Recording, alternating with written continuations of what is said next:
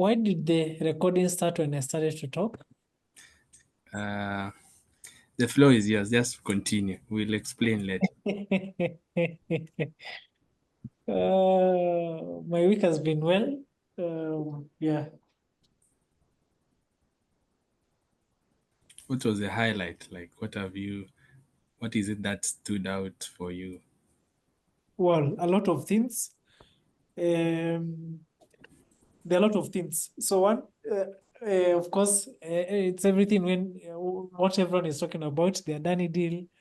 Um, there have been a lot of sad moments in the country. I think we saw the burning of the school. We lost some school kids. Uh, Politically, there's just a lot of things going on around as well. Work-wise, still a lot of things, a lot of for us who are in corporate, we call it Q4. We're moving to Q4, which is the last quarter of the year. So I know you can't relate because work is reducing for for how did guys, but What for do us you it's think? a lot of work is beginning. I think that's where you go wrong. Ndio mchongoma juu wote unaandaa maua. We are starting planning. So yeah, ndio tunaweka maji kwa unga sahi. It's boiling nicely. Uh, It will not be too hot, but it's starting to get hot. But then, do you know Katoloni Secondary School? of course, yeah. It was so sad to see it burn. I remember in 2013 when I was a professional hockey player and the games were being held at Machakos High School. We slept Ah. there for like 2 weeks, I remember. So it's quite unfortunate. I have a history with Catalon. that's that's clear. Yeah, Okay. and yeah, nimetembea. I've seen, suffered, and enjoyed. Uh, and finally, Perpetua Mature. How you doing? How have you been? How is your week?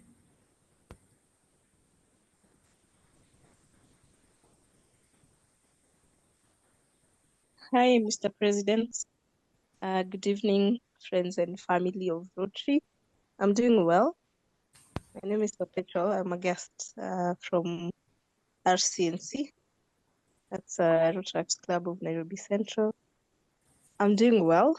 My week so far, hey, it's been a long week, but my highlight is I'm looking forward to end of the week because there's a project we've been working on at work and it's almost coming to an end.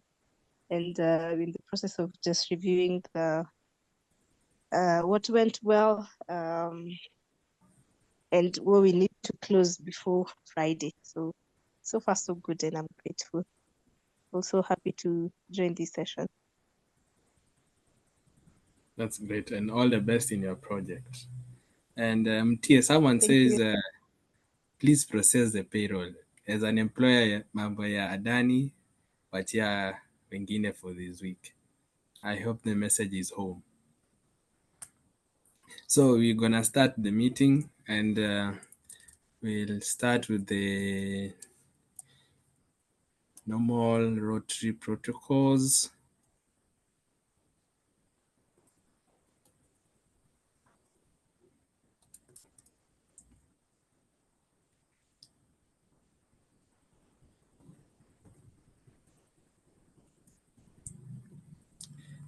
Please confirm you can see my screen. Anyone? Papecho, can you see my screen? Yes, Emmanuel, I can see it. All right, welcome to today's meeting, and it's a pleasure having all of you here. Welcome to Rotary Jabali. I am Emmanuel Tered, the president of the club, and we'll kick off straight. Um, what is it that, or what does our name mean? Jabali means strong as a rock. All the Kiswahili lovers, I'm sure you've heard that.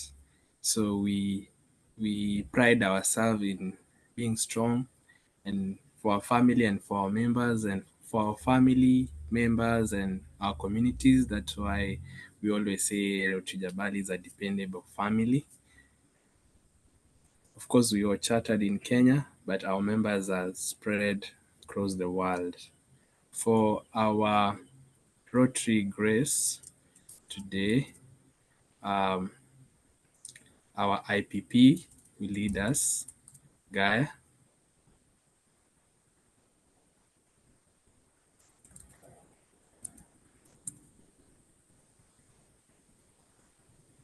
Gaia, are you with us?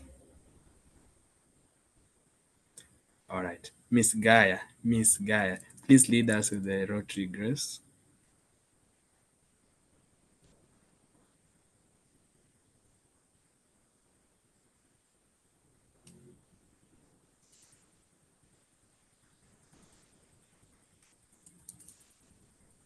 Sorry, Tere, did you call me or did you call Victoria?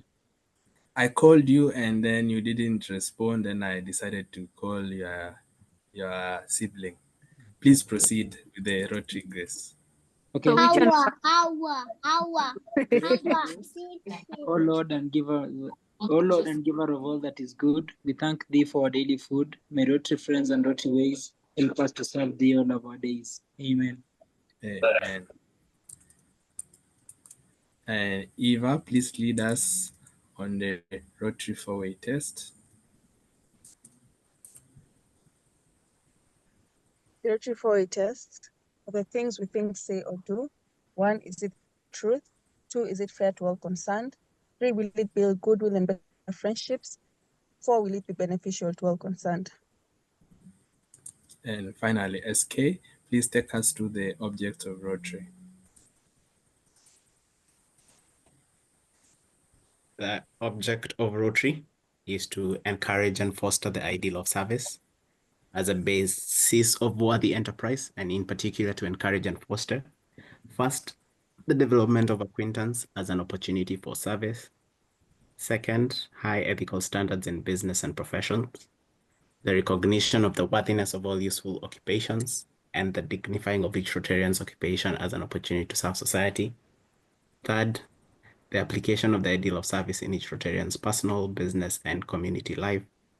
Fourth, the advancement of international understanding, goodwill, and peace through a world fellowship of business and professional persons united in the ideal of service. Thank you. Thank you. And now to the community, to our community of service.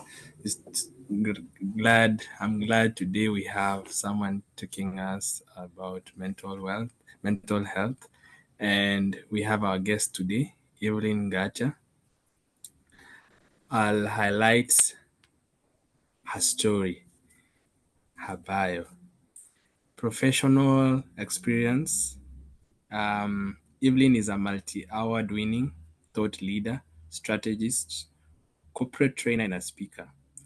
As the founder and CEO of TechWatt Limited, she's driven by her God-given purpose, transforming mindsets in the realm of emerging technology. Her extensive background spans corporate banking, energy, infrastructure, manufacturing, and of course, now culminating in the creation of TechWatt Limited. Evelyn is adored and glorified. She has several awards and recognitions. A few, not to list all, but just a few. She was nominated as the 100 most influential African leaders in tech and telecoms, in the top 50 global thought leaders on emerging technology, the Center Gender Mainstreaming Awards, and Inspiring 50 Africa and Inspiringly 50 United Kingdom Awards, among others. In terms of volunteer experience, Evelyn chairs the Women in Tech Alliance at the European Technology Chamber, a non-profit based in Germany and co-funded by the European Union. She's a passionate advocate for women in tech, leadership development, and mental health awareness. She contributes to these causes through her work at EU Tech, Rotary, and is a judge for the Gender Mainstreaming Awards. Now, coming back home to Rotary, in the Rotary family, Evelyn is the Assistant Governor for the Rotary Clubs of Lavington, Kilimani, Alfajiri, and Imara. She only joined Rotary in 2022, but has served as Membership Director of RC Ngong Rd, then and later becoming President in 2023-2024. Maybe she needs to tell us how she joined Rotary in 2022 and in 2023 she made President. That's amazing. That's as efficient as, not to sound political, but the way someone said Adano was received today and processed. But she joined Rotary in 2022 and in 2023 she was president. That aside, on her educational background, she holds a Bachelor of Commerce degree in Finance and is a certified public accountant. She has also completed level 2 of the Certified Financial Analyst course, says CFA. Not to brag, I think I also did a Bachelor of Degree in Finance and I'm a certified public accountant. So I think tuko same WhatsApp group, in other words. All right, help me welcome Evelyn. You can use your emojis, clap, smile, laugh. She takes the floor. Welcome, Evelyn. Thank you so much, Mr. President, and good evening to you, Mr. President, to all the family and friends of Rotary Club of Jabali. My name is Evelyn, as introduced, and thank you for the warm welcome, Mr. President. And yes, it is possible to enter Rotary in 2022 and serve as president, because you just entered and were thrown in the deep end to serve as president-elect in our charter year. So it's all about service above self. So you enter with your, service hat, and you just jump right in. So, so today I talk about mental health awareness. Am I able to share my screen? Yes.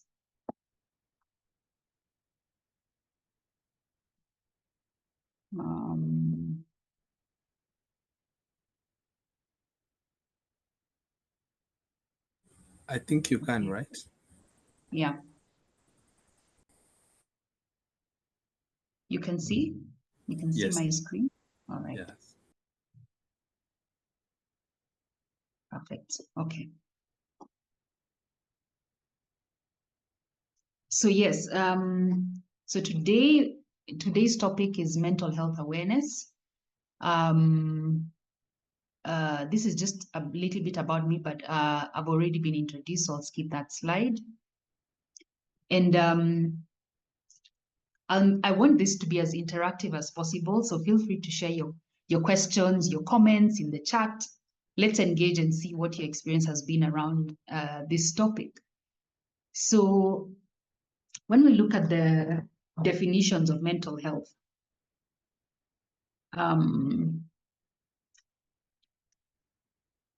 what comes to mind? Some of the descriptions are varied, but I think there's a central point there where they, like the Oxford Dictionary talks about mental health being a person's condition with regard to their psychological and emotional well-being. The World Health Organization talks about it being a state of mental well-being that enables people to cope with the stresses of life, realize their abilities, learn well and work well, and contribute to their communities. The one I really like is, it's about how people think, feel, and act, and I'll explain a little bit about that. When you, we have a subconscious mind. We have a conscious, subconscious, and unconscious mind. So your conscious mind is where you're actively thinking, you're actively deciding, and it's top of mind. But your subconscious mind has stored information from way back. And this, it affects how you think, how you feel, and how you act. But it's almost like on autopilot, because you're not aware or consciously aware of the decisions that you're making, or the way you're not consciously aware that how you're acting is as a result of a stored emotions or stored beliefs in you. So how you think affects how you feel, or rather your emotions, which affects how you act and your decisions. So a little bit about how would you tell, what is your mental health status? We all go around life on autopilot. So when I talk about the subconscious mind, it's like, think about it as a computer program that is running in the background. What you see is the output of what your computer has done. So what you see is the output. So you may not be aware of what's going on in the background. So your subconscious mind is like that. There's something running in the background, and all you see is the output of it, which may be good, positive, or negative. But how do you tell? Sometimes we're stressed, we're struggling, we're not managing things well, but you have not processed it in a conscious way.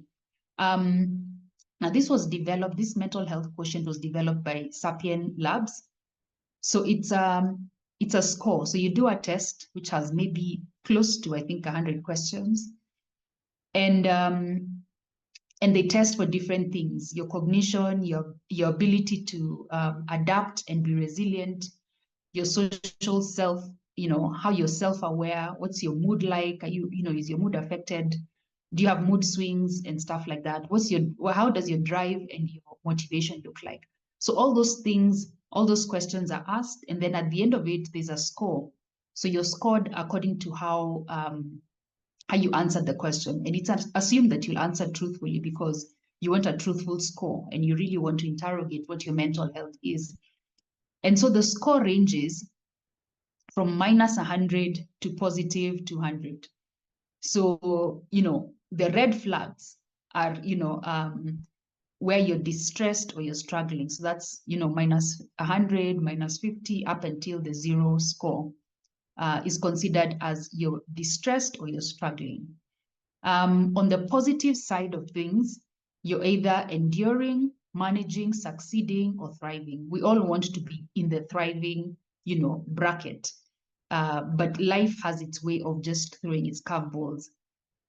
So I would encourage you, and I will share many resources that I have used myself to interrogate and be more self-aware around my mental health. And so I'll share resources here. So, there are many, but think about what is the one thing that really resonates with you, that you will actually do this, the test, and actually follow through for yourself in terms of understanding what your mental health status is. So pick one. If at the end, you want to do all of them, that's fine. But at least have one that, you actually do and interrogate yourself for the benefit of your growth, your own personal growth. Now, knowing that, having that in mind, when you look at the state of mental health in Kenya, so this is various statistics done by the Global Mind Project, and also the report of the Task Force on Mental Health of 2020. That's Kenya's report. But they are not, the Global Mind is a Global Mind Project. So remember the mental health quotient that we have seen on the previous slide. Now, the first part, the average mental health quotient in Kenya is 72. So if I go back to the previous slide, where does 72 lie? It lies around managing. So majority or the average of Kenyans are just managing, which is a good thing. It means the majority are not distressed or struggling or enduring. It's actually above average if you look at it that way. So it's a good place, but there's still room for improvement. So that's where we are. When you look at other nations like Tanzania, their score is even better. It's at 88. But when you look at other countries like the UK, it's at 49, which is very worrying. Then if you look at the percentage of distressed or struggling Kenyans, is 23%. So what does that mean? It means that when you look at the red and the orange, i.e. the distressed and the struggling, out of the whole Kenyan population, 23% lie in that category of distressed or struggling. So the rest of the 77% are on the positive side. So 23% on the negative side. So it's not as alarming, but it's still, of concern. 23% is still a huge number of the population. And then, when you compare to other nations, I just put that for comparison, Nigeria and South Africa, their percentage of distressed, South Africa has a higher percentage of 35%. Nigeria has a lower than us of 17%. The other statistic is that if you look at the percentage of the disease burden in Kenya, 13% of the entire disease burden is attributable to depression, suicide, substance use disorder, bipolar, schizophrenia. So again, just 1 second.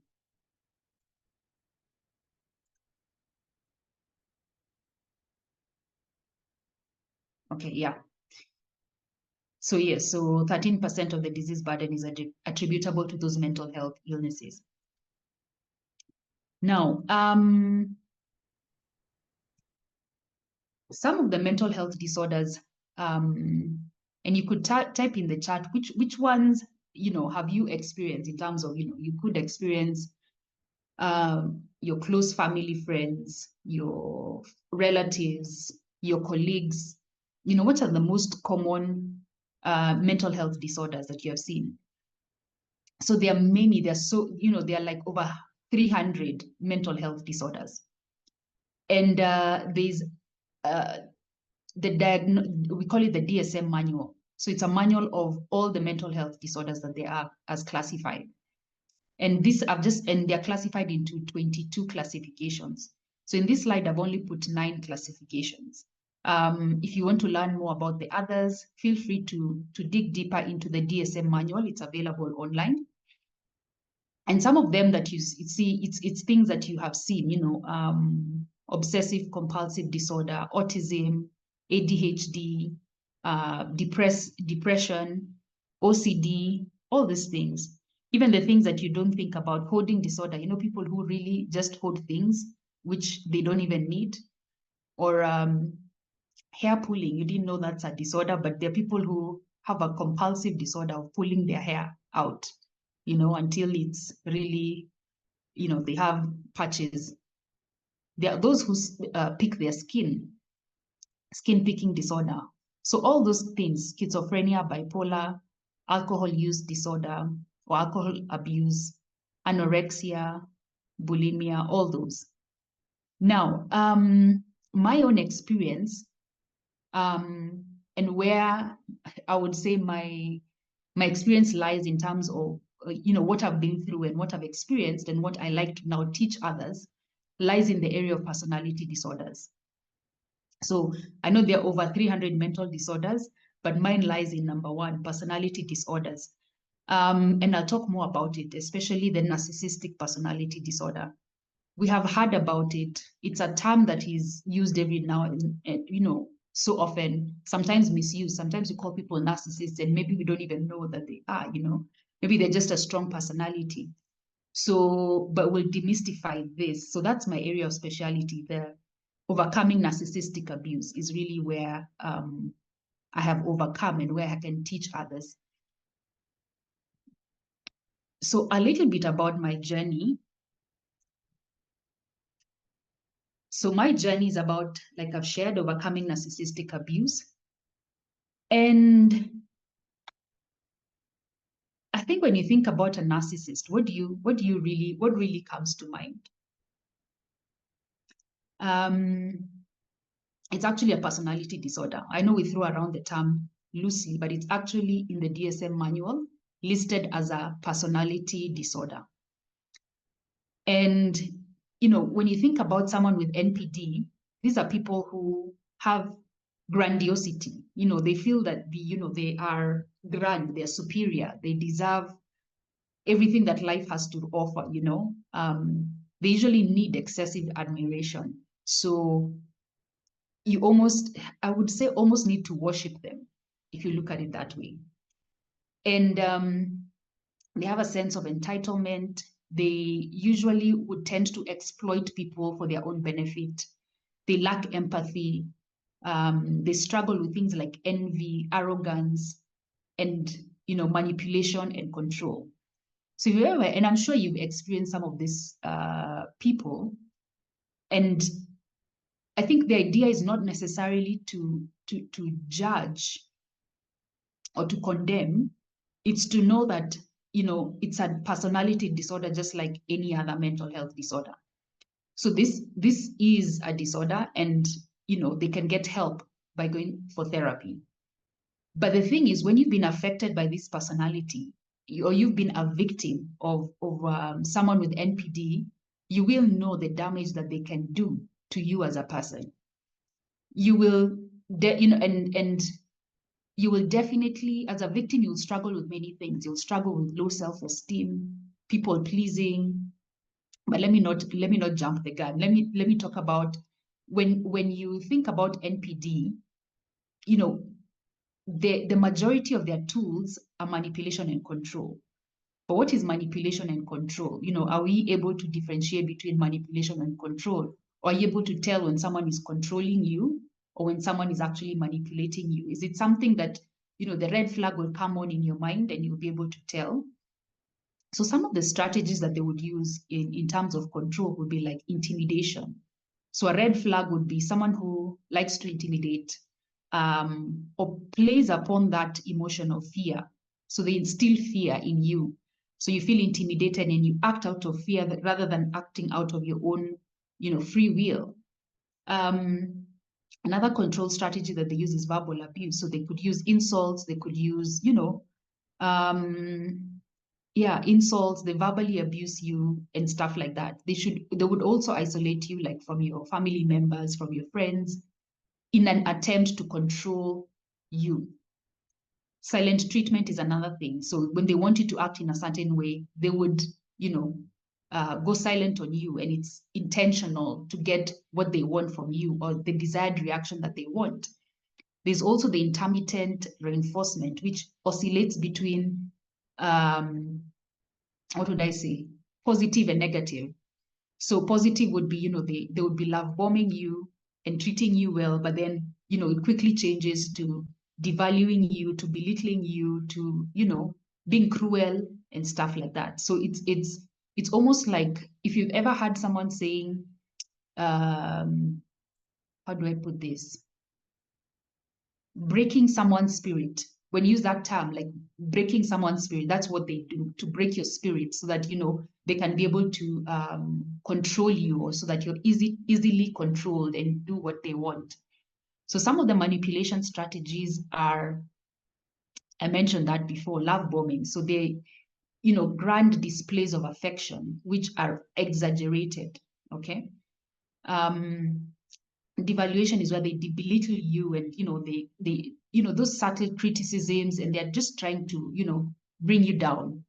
Gaslighting is another term that you probably have heard. Gaslighting is where they sort of try to change your perception of reality, or make you doubt what you're thinking or your perception of reality. They could also play on your emotions of guilt tripping you. Hoovering is where, like, say maybe you're in a relationship, and it doesn't have to be a romantic relationship. It could also be a professional relationship, friendships, family, and stuff like that. So, because the relationship is so, what's the word? It's so volatile, So when they, when you realize, maybe you're the victim, and when you realize that, someone is taking advantage of you, it's not working well. So you tend to maybe withdraw or take a step back.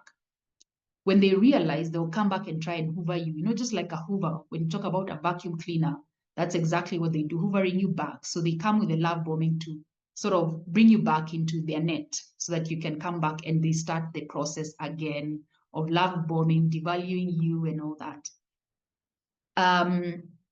So that's a nutshell, what this personality disorder struggles with and how they affect their victims. When you look at now, the victim is usually someone called a codependent, right? And a codependent is the one now who will be subject or the victim of these strategies of the narcissist.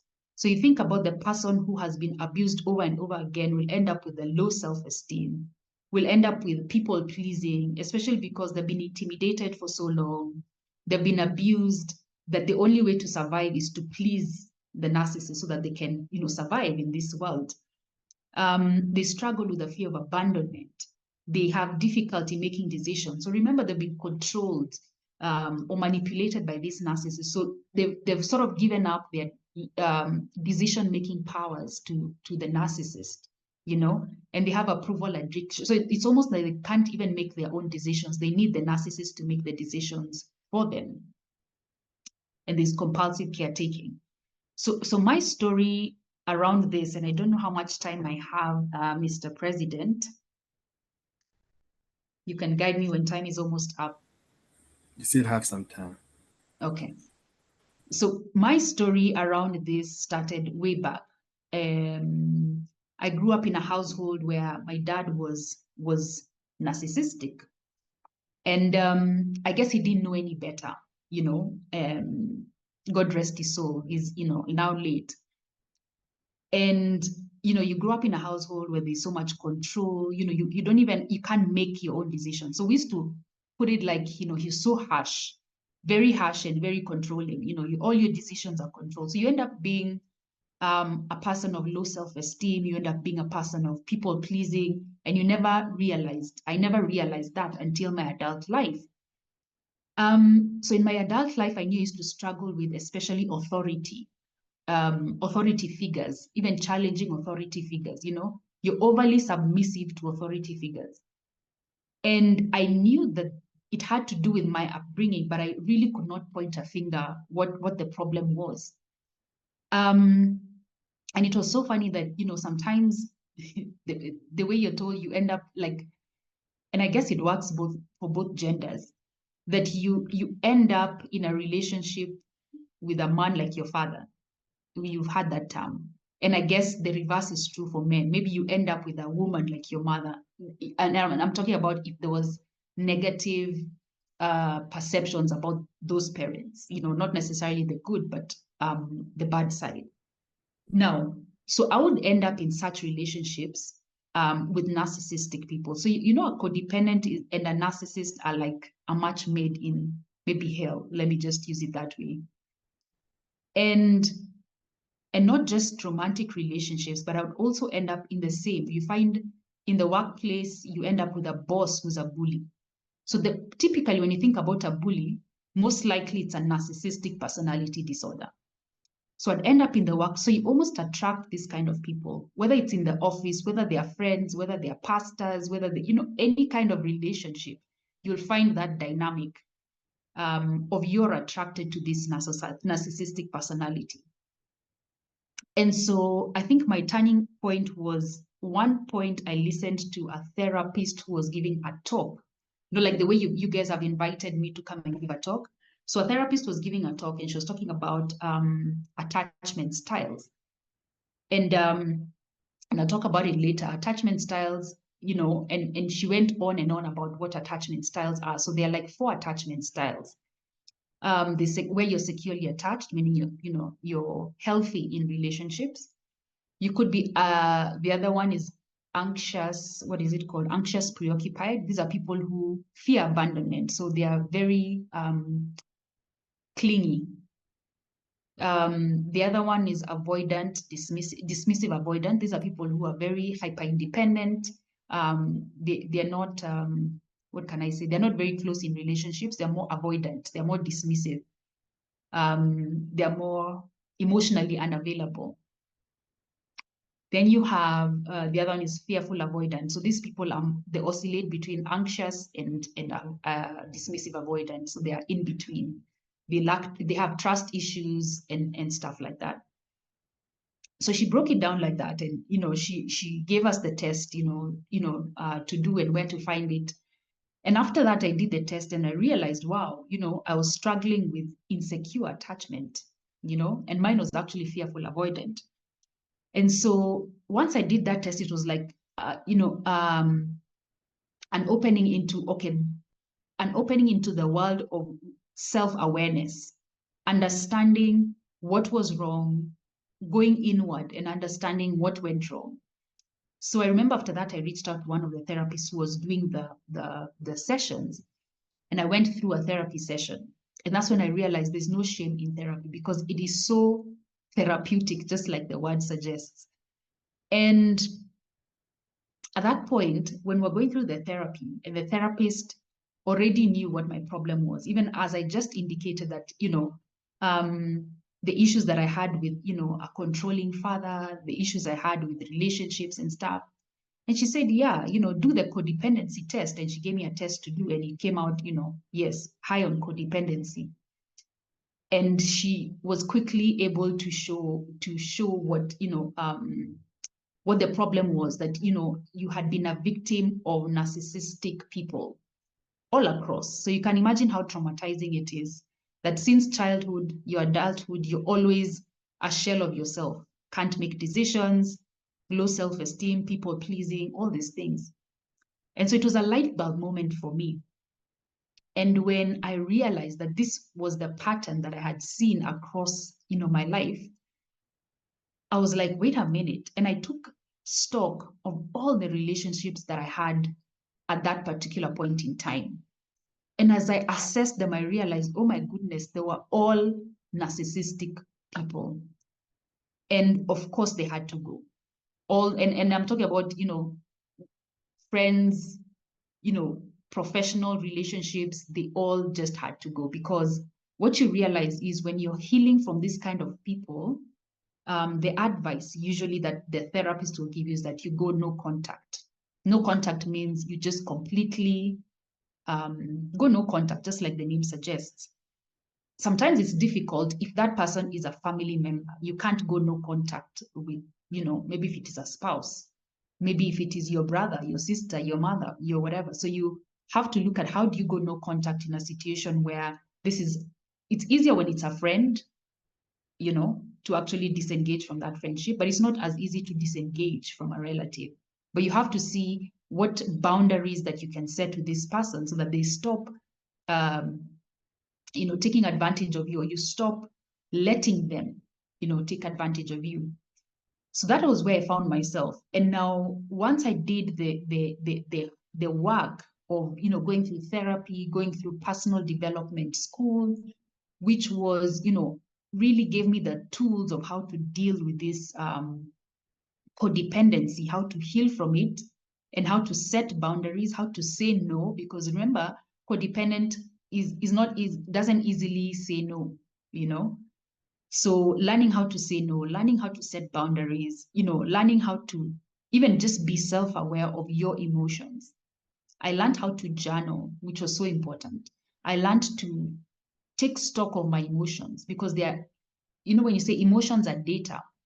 So when you think about anger, you're feeling disrespected, you're feeling all those are emotions.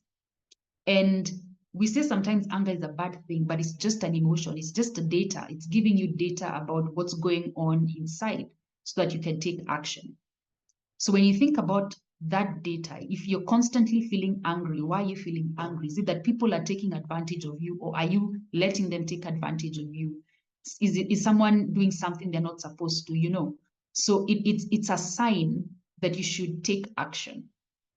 So journaling daily about your emotions, about my emotions, actually brought to the fore the patterns that I used to go through. When you're feeling disrespected, what do you need to do? You need to set a boundary and say, hey, no, I can't do this, or you can't do this, or whatever boundary that you need to set. So that was my journey. And if I go to the next slide, so my journey of healing from narcissistic abuse was a journey of all the things that I've listed here. It was through prayer, obviously. That was very, very important for me. Connecting to God was part of my own self-awareness and understanding why I was created, and understanding what my purpose is on this earth. But it took a whole lot of, doing the attachment style test, going through therapy. I've talked about the personal development school, and they have courses and courses, I think maybe over 50 courses around based on your attachment style. If you identify that your attachment style is this, then there's a whole list of courses that you need to take, depending on your attachment style. And it's all, the courses are supposed to help you get healing from, whatever trauma or complex trauma that you have gone through. And the interesting thing is that when I began to heal, began to be more self-aware, began to journal, all those things came to the fore. And one of the things I learned from personal development school was your beliefs. So what you believe in your mind affects how you think. So constantly what you're thinking about, the thoughts that are in your mind, which affects your emotions, which in turn affect your actions. So all those things are related. So if you believe that you're not good enough, you're not smart enough, your thoughts will be thoughts of, I can't do this because I'm not educated, or, I don't have what it takes. The emotions, you'll always feel inadequate, inferior. Those are the emotions that will go through your mind most of the times. And your actions, you can imagine if you're feeling less than, or if you're feeling not smart enough, what your actions will be. If the opportunities that are put on the table for you, guess what? You probably, if it's a job, you'll be like, no, I'm not good enough, so I won't even apply. If it's a business opportunity, the same. You'll say, no, I'm not good enough, so I won't even, take up the opportunity, or someone else should actually take it up. So you make suboptimal decisions based on what is in your head. And remember, when I was telling it in your subconscious mind, you don't realize that you're making this decision until you bring it to the fore. So that's why it's so important to go through personal development, to go through journaling, because journaling helps you bring it from your subconscious to your conscious mind. So what was hidden in your subconscious will continue to affect you like a computer program until the day you bring it to the fore. So if you don't bring it to the fore, guess what? You'll continue to live a suboptimal life because you're not aware of the subconscious programs that are running in your mind, and that those programs are actually affecting your decisions. So the other tool that I'd encourage you to take this attachment style test. I'll put the link there to the personal development school. Take the test and see, where are you? There's always room for improvement. Where are you in terms of your attachment style? So it's the link there at the bottom. So take it, see what your attachment style is, and help to heal yourself, And one thing I will say is, when you think about people who either, committed suicide, or are going through depression, most of the time, they went through traumatic experiences. They did not deal with them. Their adult life, they don't even know what is going on in their minds subconsciously. And it has festered for so long, and it degenerates into depression and suicide.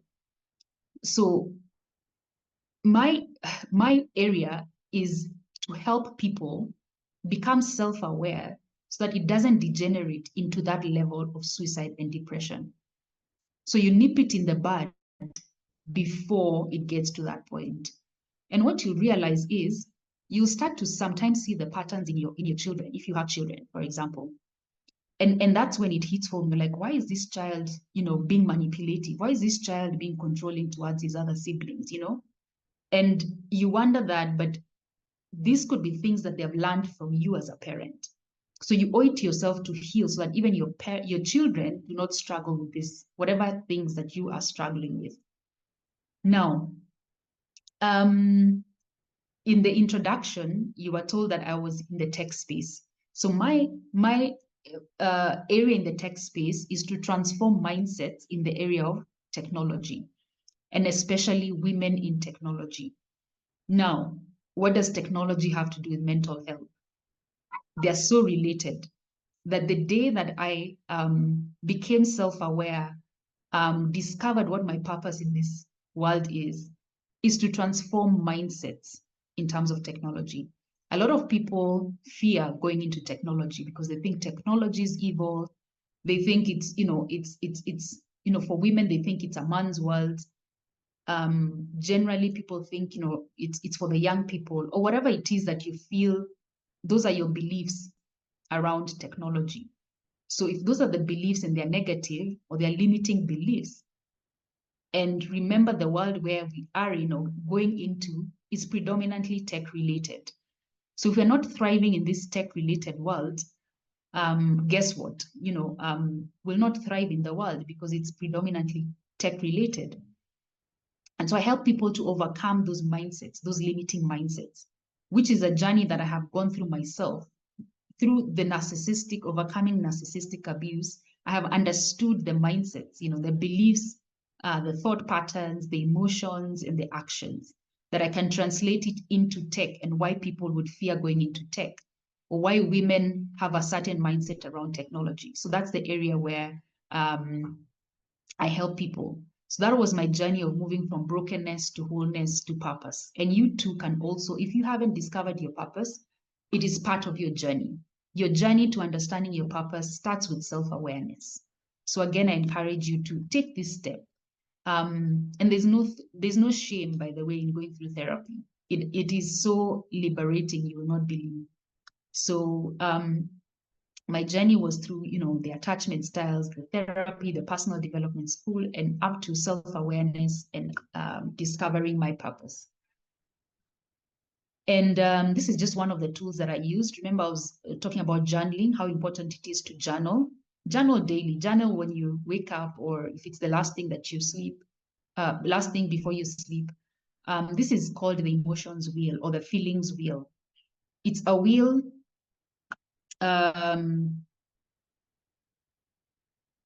It has, I don't even know how many emotions these are, but these are the emotions that we go through in our minds. They could be positive, like either, when you start from the center of the wheel, I'm feeling, there are 6, what would I say, core emotions: joy, love, fear, anger, sadness, surprise.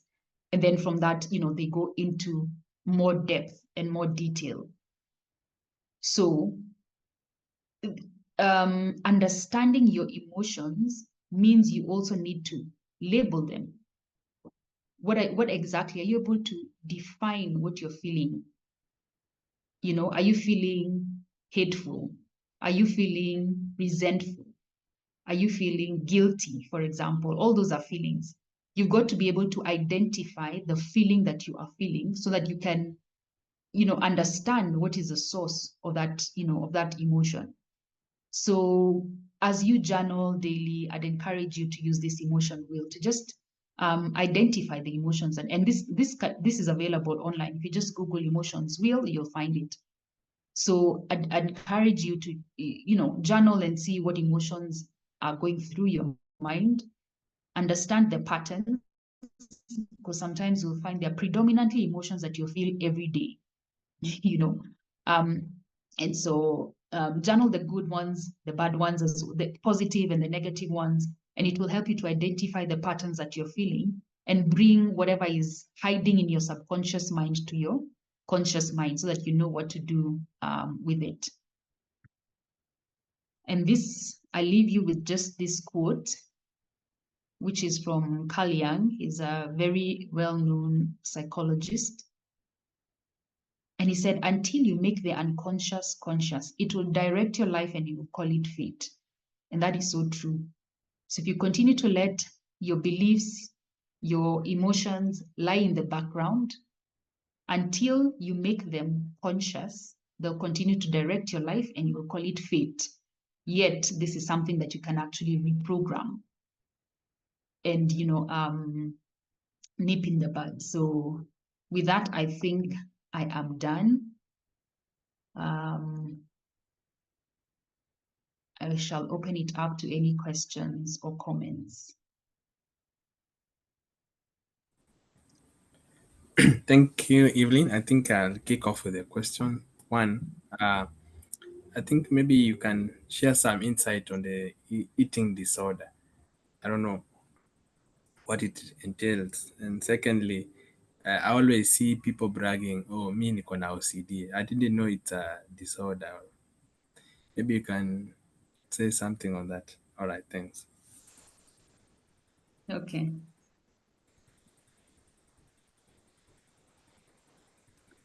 So yeah, so I'm not an expert in these other mental health disorders. I would say my area of special expertise is on the narcissistic personality disorder, the one highlighted.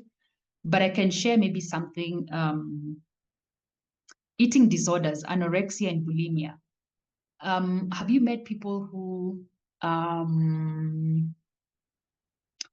scared of getting fat, of adding weight, but they eat? They want to eat, but they don't want to add the weight.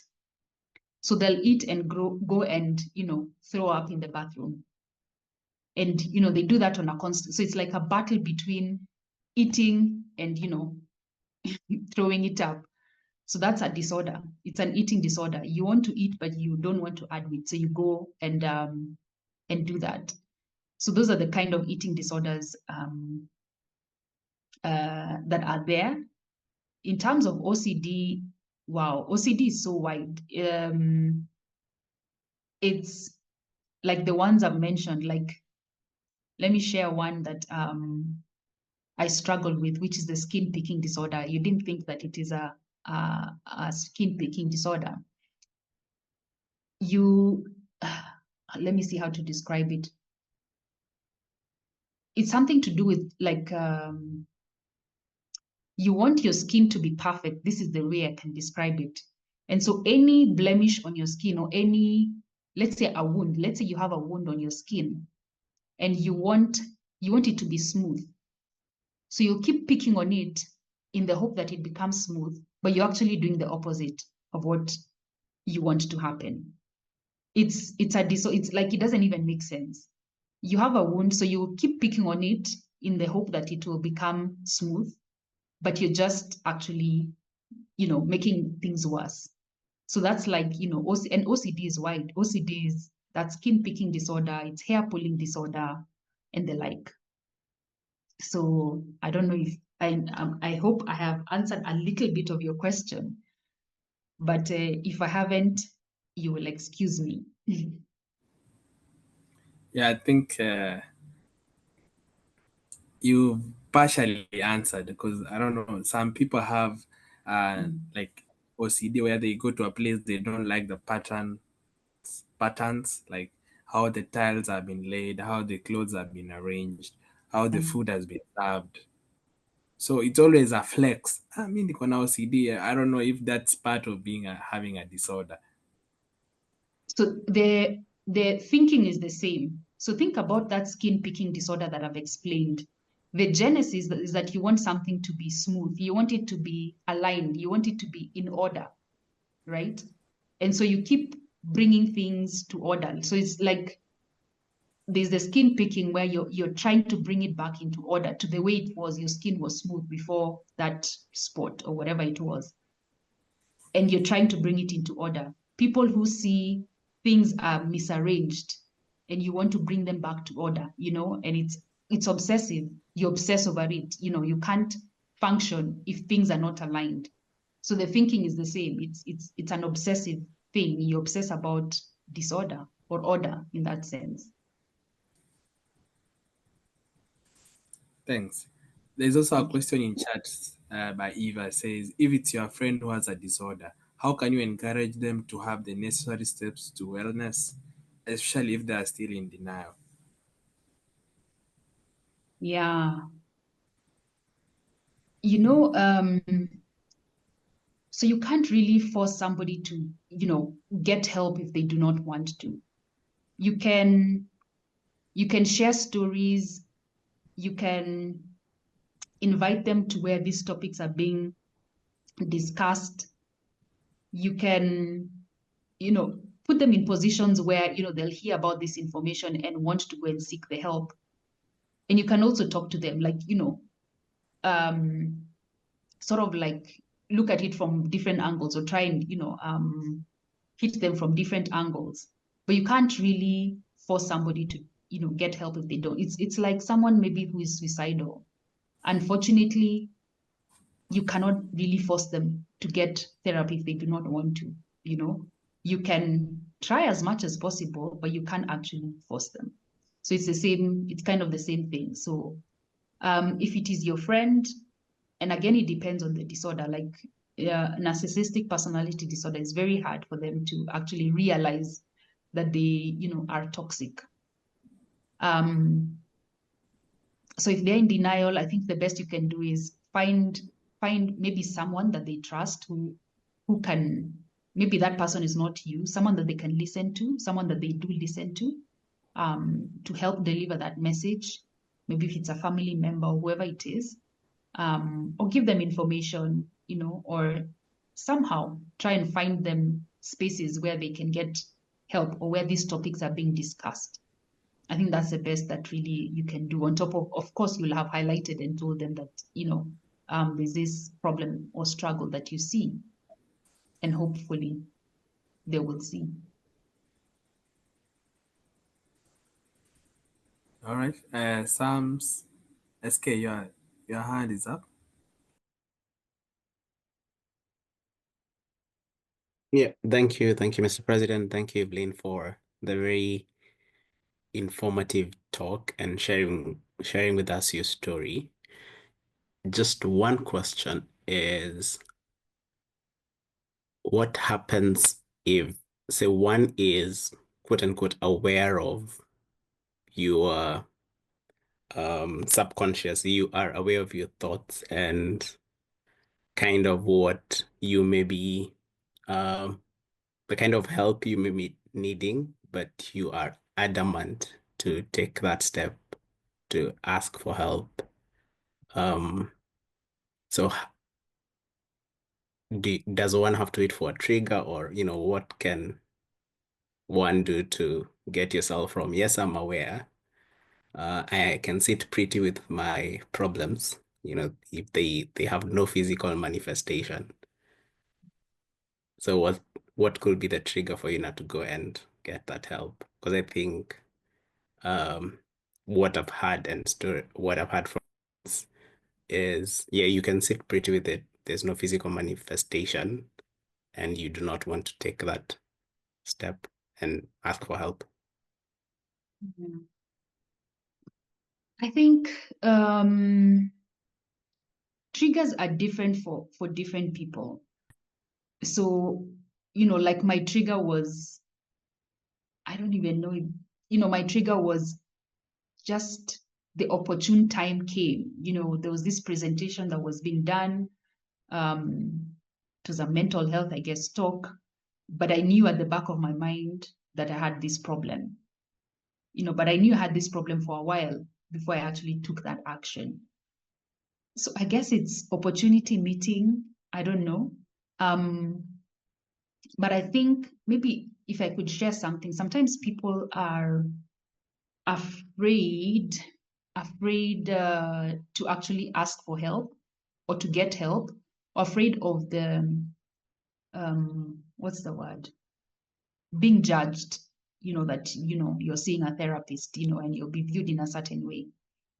One of the things that I've learned is, the personal development school that has been shared, thanks Mr. President for sharing that on the chat, is like it's you, because it's an online course, and it's on demand, so you do it on your own time.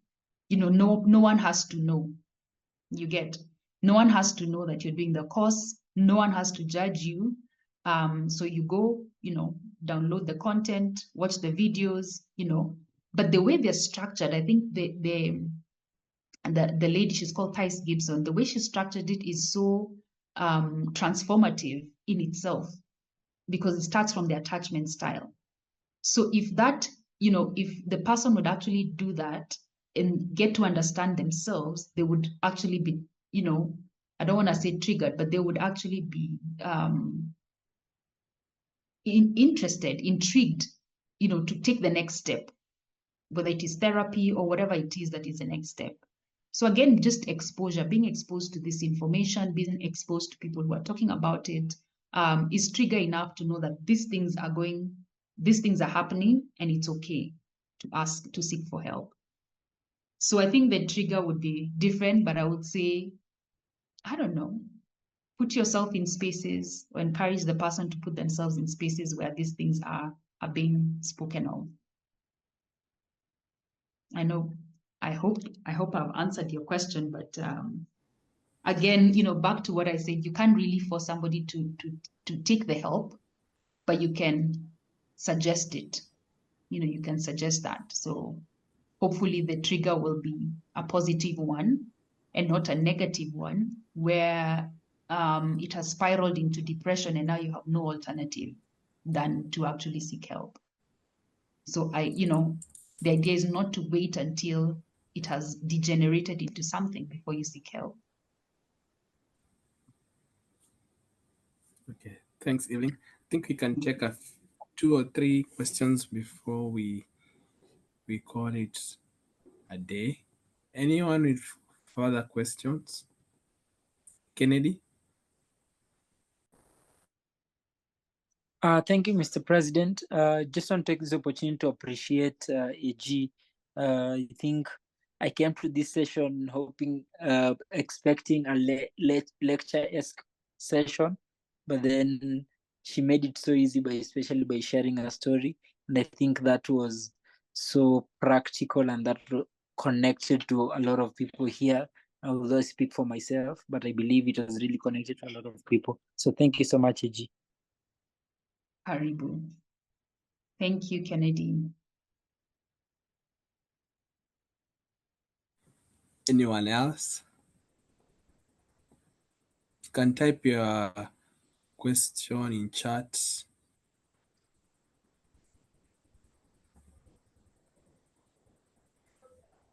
All right, Evelyn, since there are no more questions, you can have your closing remarks and then we can take it from there. Okay. No, mine is just to say thank you so much for the invitation. It's always a pleasure to just share the insights that I've learned, my own journey, and share the lessons that I've learned, and hopefully someone can take the lessons and be better themselves. So let's develop ourselves. Let's aim to be better. Let's do better. The world is waiting for us to actually be the best and deliver what we were created to do. And you can only do that if you're on a journey to wholeness. So I encourage us all to pursue the wholeness, the journey of wholeness and healing, that we may pursue what we have been called to do on this earth. So thank you. Thank you very much, Mr. President.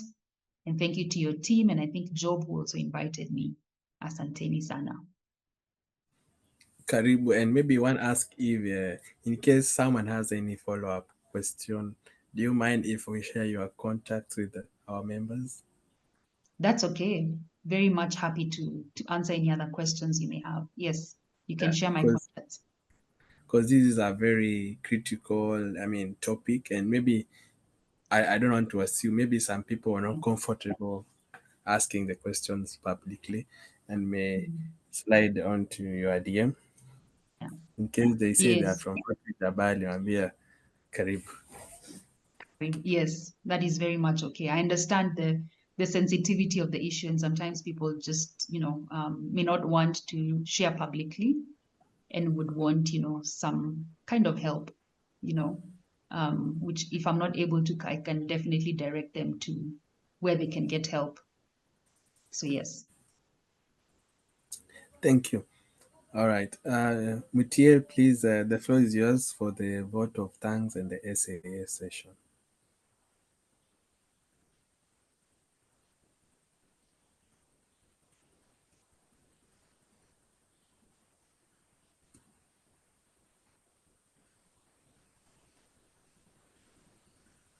Mutiel?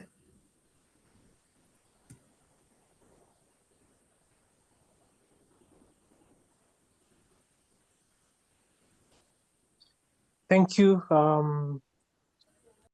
President.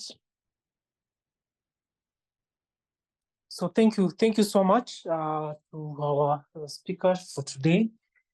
I think that it was a very wonderful session. I think as the rest have said, and as the immediate past president said, majority of us came to, or some of us came to the session looking for probably a lecture session, but It was very, very insightful, and thank you indeed for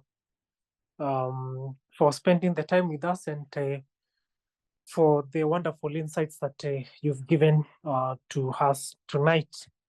So thank you so much. So we can move to the next section, which is the Sergeant at Arms. So if you have any happy moment that you've had since our last fellowship, or any sad moment, or if you need some airtime to maybe present, or maybe to just communicate something, you can request for some airtime. The payment details are on the screen, which Terrell is sharing. So who is going first?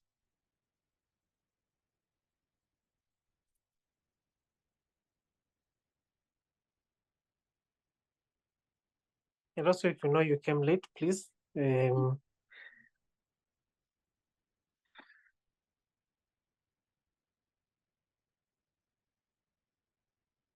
Yes, Gaia. Yeah, okay. Happy to go first. I think for me first, $2 happy for the session. I think has been very informative, and I've really enjoyed it. Allow me take a quick break and then I'll come back. Thank you very much, Gaia. Who's going next?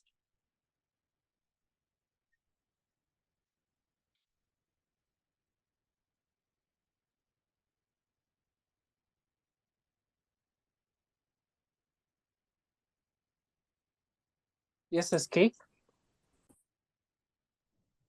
$5 happy for the session today. That was very enlightening. Thank you, AG Evelyn. Thank you very much, SK, for your piece. Yes, Charles Rukwaro, you can go next. Thank you. Good evening, everyone. I have $6 happy, 5 going to the guest speaker. I think you delivered well on a topic that is affecting a lot of young people, and I appreciate your time and the message that you had. And then the $1 happy is for Samuel Karanja's accent that keeps getting better every meeting. Thank you. That's very interesting. Thank you very much, Charles. We can move to the president, Hiti Emmanuel Terrer. First, we have some 50K in chat you are ignoring. Maybe you can check it first. Oops, sorry, I've not been checking the chat. Please go on. You can help me do the math. Priska says she Priska, thank you very much for the 500 happies. So I guess I understand this is the USD dominations. So if we are very appreciative of your generosity. So you can do the quick math. So 500 by 100. I don't know that's some. I mean, I think that's my highlight of the week. The donate since I've never seen such a donation. Thanks, Priska.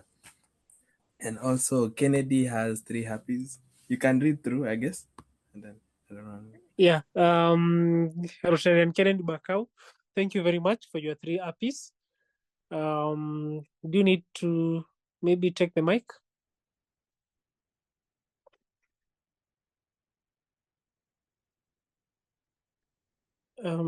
If not, yes, you can hear me. Yeah, sure. Please go on. Yeah, thank you. So first one, I've find myself for coming late, and the other 2 is for the talk. It was very insightful from when I joined. Yeah, and I think it might help someone. Thank you very much, Rotarian Kennedy, for being a truthful man and for admitting that you indeed came in late. And thank you very much for your 3 happies. Thank you very much. Next is Jacinta. 3 apiece for yourself for the session. Would you like to take the mic?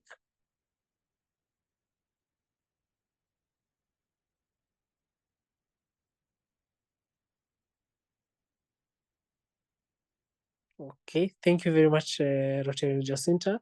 We can move on to John Waimiri. Rotary John Waimiri, 2 apiece from you. Thank you very much. Would you like to take the mic? Hello everyone. 2 apiece for a well-delivered topic. It was an interesting one, and thank you for the guests.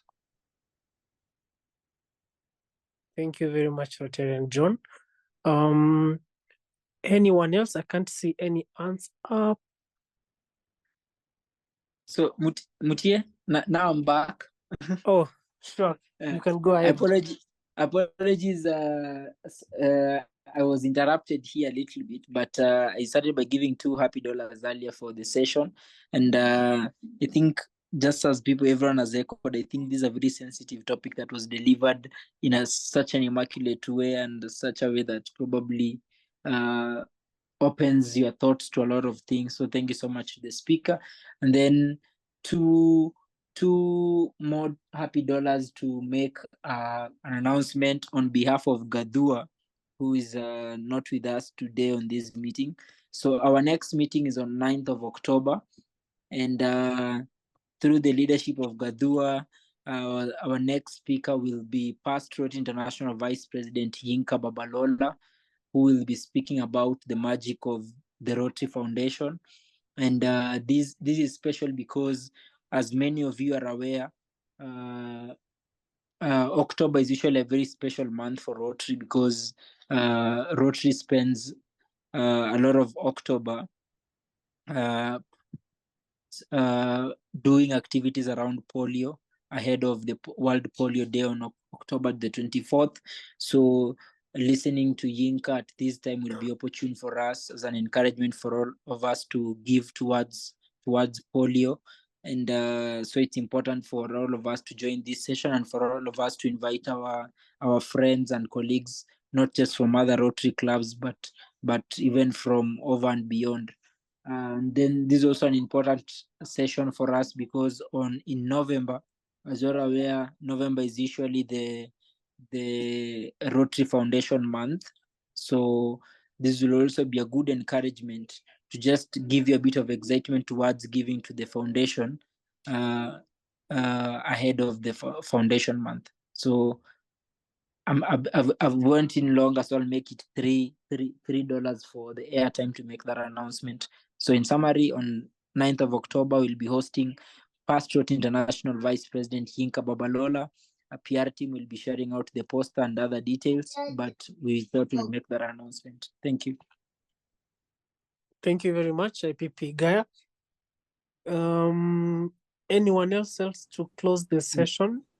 Mutia, I can go. Yeah, sure. Please go ahead. Three happies for me. The session was really very I can say very real. Like it wasn't like delivered to an to an ideal people. It was just beautiful ground. The things we see every day, thinking it's okay, and it's it's actually a disorder. And then secondly, for our members and guests who showed up to our meeting today. And finally, the last happy is the last half happy for Priska for the generous contribution to the club, and the other one for we have a visit to Ensonorua on the 10th. It's Jamhuri Day. Oh no, it's not Jamhuri Day. It's called Mazingira Day or something. I don't know. They keep changing the names, but as long as it's a holiday, the names really don't matter. We are going to Ensonorua and we'll wish to have all of you, and also there'll be other socials on the same day. The poster is out, and you'll have more communication from our team. Looking forward to seeing all of you during the day. It's a holiday, so hakuna excuse. Thanks, Mutia. All right, thank you very much, President Terer. So to finish off, 3 happies from me. I think it was a very wonderful fellowship, like most of us have mentioned. And thank you so much to Evelyn for being very vulnerable with us and delivering a very high sensitive talk in a very easy way to break down. So thank you so much. And back to you, Terer.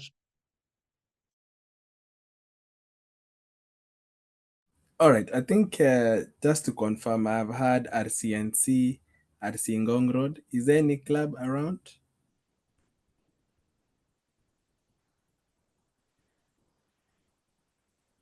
All right. I think no further comments or compliments from me. So I think before we close, anyone with an announcement? Anyone with anything? The floor is yours. It's a free. Charles, your hand is up. I don't know if it's up by design or by mistake. Sorry, Mr. President, that was an old hand. Okay. Okay. You will explain to us later what a new hand looks like. All right. So, in recognition of the Great Club of RC Ngong Rd, the Rotary Club of Nairobi Central, and the A Club of Rotary Jabali, I give you to Rotary world over.